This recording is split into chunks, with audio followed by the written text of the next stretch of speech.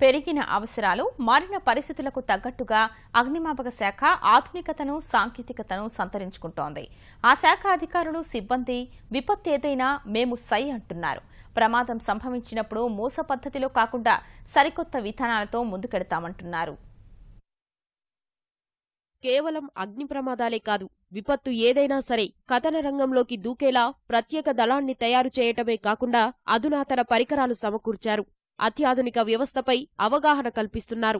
వరదలు, తుపాన్ల వంటి విపత్తుల్లో అగ్నిమాపక శాఖ తగిన సహాయ సహకారాలు అందించేలా నిపుణుల పర్యవేక్షణలో తొలి విడతగా 40 మందికి ప్రత్యేక శిక్షణ ఇస్తున్నారు. వరదలు, తుపాన్లు వచ్చినప్పుడు ఎలా స్పందించాలి, ఎలాంటి పరిస్థితుల్లో ఎలాంటి నిర్ణయాలు తీసుకోవాలో అర్థమయ్యేలా సాంకేతిక కోణంలో వివరిస్తున్నారు. కేవలం ప్రమాదాలు ఎదురైనప్పుడు మాత్రమే మూస పద్ధతిలో వెళ్లి ప్రమాదాలు కొని తెచ్చుకోకూడదనే సిబ్బంది శిక్షణపై ప్రత్యేక దృష్టి సారించామని అధికారులు చెబుతున్నారు. టాస్క్ ఫోర్స్ అని కొత్తగా ఏర్పాటు చేయడం జరిగింది. ఇప్పటికే ఒక 50 మందిని ఒరిస్సా ఫైర్ ట్రైనింగ్ ఇన్స్టిట్యూట్కి పంపించి వాళ్ళకి రెగ్యులర్గా ట్రైనింగ్ ఇప్పిస్తున్నాం.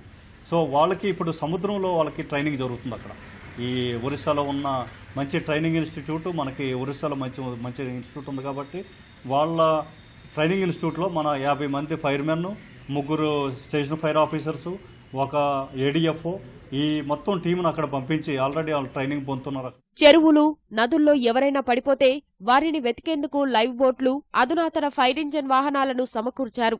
4500 లీటర్ల నీటి నిల్వ సామర్థ్యమున్న ఈ ఆధునిక వాహనాల్లో జనరేటర్ సౌకర్యం ఉంటుంది. 6 ఎల్ఈడీ దీపాలు సైతం ఉంటాయి. ఇవి రిమోట్ సాయంతో పనిచేస్తాయి. ఇరుకైన ప్రాంతాల్లో ప్రమాదాలు సంభవిస్తే పెద్ద వాహనం అక్కడికి చేరలేదు. దీనికోసం మిస్డ్ బుల్లెట్ ను అందుబాటులోకి తీసుకొచ్చారు. విద్యుత్ ప్రమాదాలు సంభవించినా, రేకులు వంటివి పడిపోతే వాటిని తొలగించడానికి బోల్ట్ కత్తెరను వినియోగిస్తున్నారు. అగ్ని ప్రమాదాలు సంభవించినప్పుడు అగ్గి కన్నా పొగ బాధితులను మరింత ఉక్కిరిబిక్కిరి చేస్తుంది. ఈ సమస్య పరిష్కారం కోసం హైడ్రాలిక్ పంకాలను ఏర్పాటు చేశారు. ప్రతి జిల్లా కేంద్రంలో 14 మంది సభ్యులతో కూడిన రెస్క్యూ బృందాలను ఏర్పాటు చేశారు. 5 జిల్లాల్లో ఫస్ట్ రెస్పాండర్ రెస్క్యూ వాహనాన్ని అందుబాటులోకి తీసుకొచ్చారు. వీటిని ఎలా వినియోగించాలి అనే దానిపై అగ్నిమాపక శాఖ శిక్షణ ప్రారంభించింది. రూరల్ లెవెల్కి వచ్చేసరికి టీమ్స్ మొబిలైజ్ అవ్వడం చాలా కష్టం అవుతుంది. సో ద నెక్స్ట్ ఇనిషియేటివ్ కింద డిస్ట్రిక్ట్ హెడ్ క్వార్టర్స్ని again they are making as a training centres. Task force టీమ్స్ని సపరేట్ చేశారు. వాళ్ళకి ఫస్ట్ ఇన్పుట్ వాళ్ళకి ఈత బాగా వచ్చి ఉండాలి. దానికోసం లోకల్గా ఉండే DFOs they are taking very good initiative and taking teams everyday to swimming pool. బోట్స్లో ఏ విధంగా వాటర్లోకి వెళ్ళాలి, ఓపెన్ వాటర్లో ఏ విధంగా ఉండాలి, ఫ్లోటింగ్ వాటర్స్లో ఏ విధంగా లైఫ్ సేవింగ్ చేయాలి, ఇటువంటి మెలకువలని కూడా నేర్పుతుంది. ప్రతి జిల్లాలో ఒక డిస్ట్రిక్ట్ ట్రైనింగ్ సెంటర్ని ఏర్పాటు చేసి అందులో భాగంగా జిల్లాలో నుంచి మెర్కల్ లాంటి ఫైర్మెన్స్ను 18 మంది సెలెక్ట్ చేసి ఒక డిస్ట్రిక్ట్ ఫైర్ టాస్క్ ఫోర్స్ టీమ్ని ఏర్పాటు చేసి వారికి అన్ని రకాలైనటువంటి శిక్షణలు ఇప్పించి, అంటే ఈ యొక్క అధునాతనమైనటువంటి ఎక్విప్మెంట్ ఉపయోగించడం కాడి నుంచి స్విమ్మింగ్, ల్యాడర్ రోపింగ్, ఎత్తైన ప్రదేశాలకు పెద్ద పెద్ద మిషన్లు ఎక్కి అక్కడ ఇరుక్కున్న వాళ్ళని కానీ అక్కడ ప్రమాదంలో ఉన్నటువంటి వాళ్ళని కానీ కాపాడడానికి వివిధ రకాలైన శిక్షణ కార్యక్రమాలను మేము చెప్పడం జరిగింది.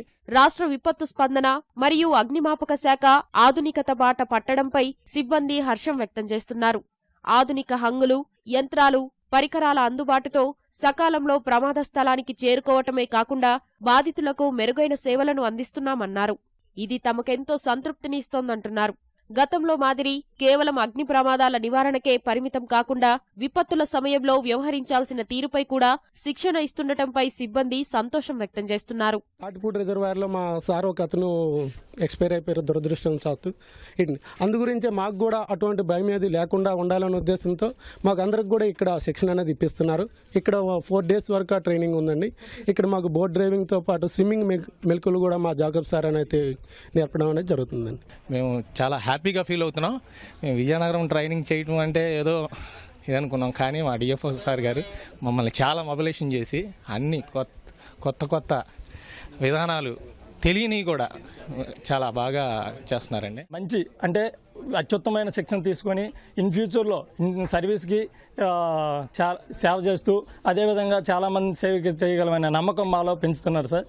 ఈ కార్యక్రమాలు తమకెంతో ఉపయోగకరంగా ఉన్నాయని, బాధితులు మరింత తక్కువ సమయంలో రక్షించడానికి అవకాశం ఉంటుందని చెప్పేసి అధికారులు, అగ్నిమాపక సిబ్బంది హర్షం వ్యక్తం చేస్తున్నారు. విజయనగరం నుంచి కెమెరా రామారావుతో ఓబ్లేష్, ఈటీవీ న్యూస్.